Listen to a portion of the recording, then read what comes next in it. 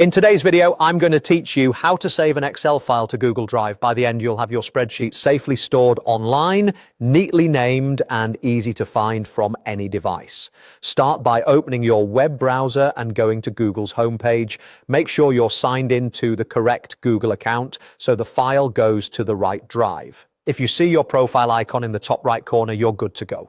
Next, click the Google Apps icon in the top right. It looks like a small grid of dots. From the menu that opens, choose Drive. This takes you to your Google Drive where you can store and organize files in the cloud.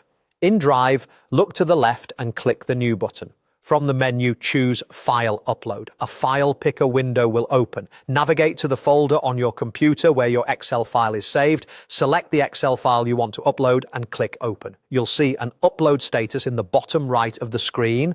Larger files may take a moment.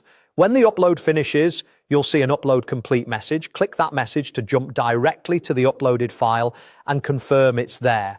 If you want to view it in your main folder, click My Drive on the left sidebar to see your files and folders. Keeping things organized will make future work easier, so let's give the file a clear name. Find the Excel file you just uploaded, then click the three dots, also known as More Options, next to the file name. Choose Rename from the menu, type a descriptive name, for example, Excel file, so it's easy to recognize later, then click OK to save the name. That's it.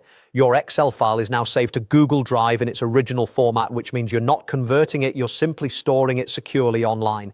You can open a quick preview right in Drive, share it with others, or keep it private. If you ever decide to work on it in Google's tools, you can open it with Google Sheets later, but for now, your upload and rename steps are complete. A quick recap: go to Google, open the Google Apps menu, launch Drive, click